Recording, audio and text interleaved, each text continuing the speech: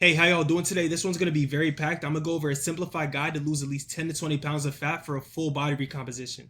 So this is the exact system I use for myself to lose 76 pounds and completely rebuild my physique. And I also use this for my clients as well. So this is me, if you don't know me, my name is Caden Glover. I lost 76 pounds of fat and replaced some of it with muscle for a full body recomposition. And I help people, primarily men, transform their physique and mindset.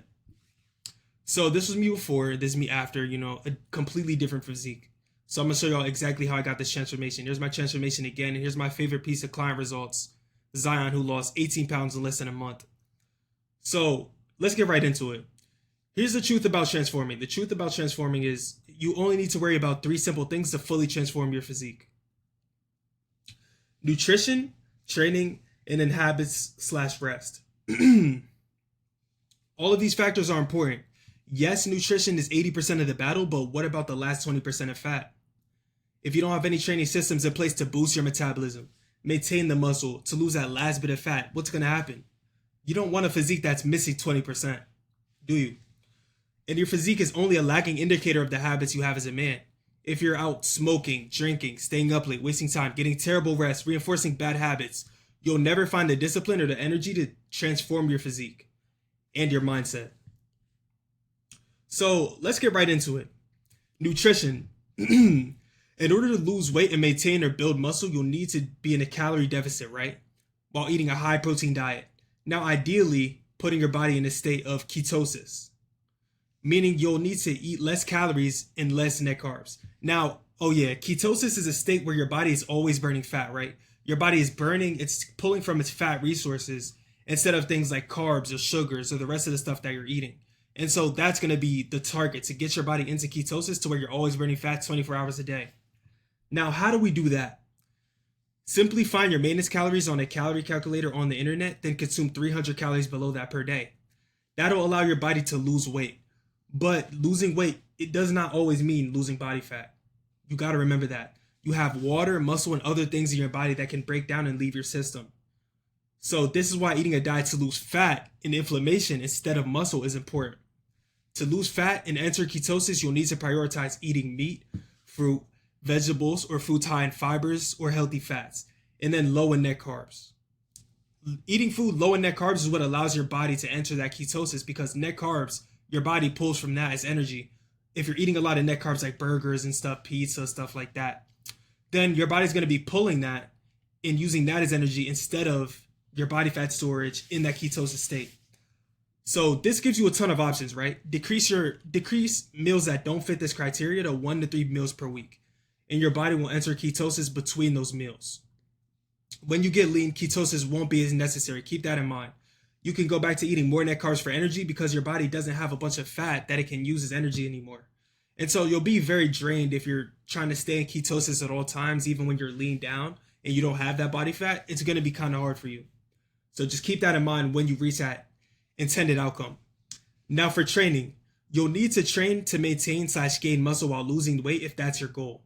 For the best physique aesthetics, you'll want to focus on building your muscle groups while still maintaining a thin waist.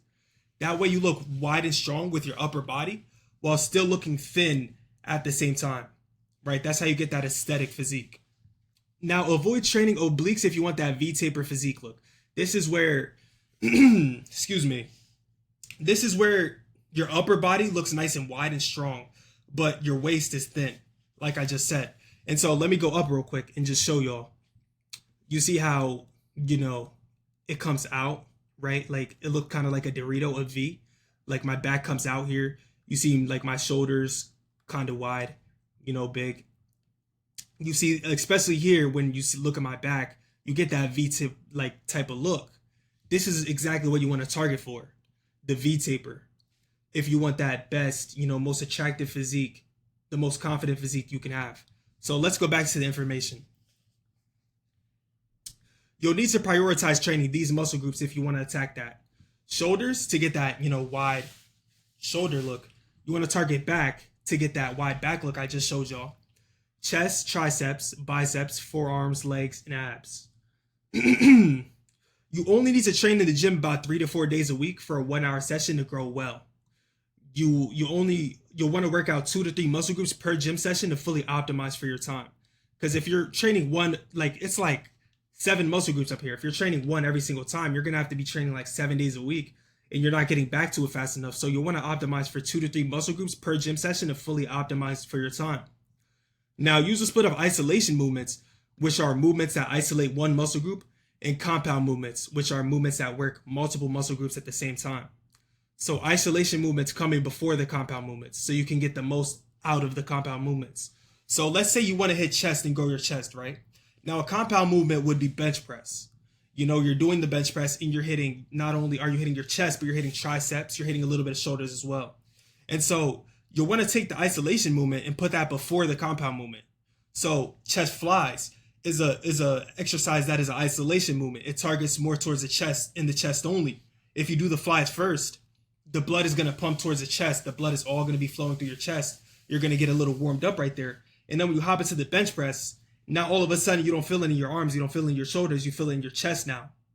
You know what I'm saying? You're getting what I'm putting down. It's targeting your chest now, and you're hitting mainly your chest.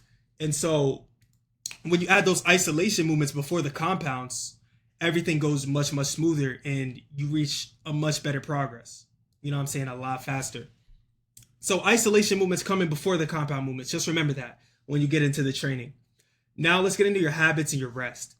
You'll need to be opting for 7 to 8 hours of sleep every night at a consistent time.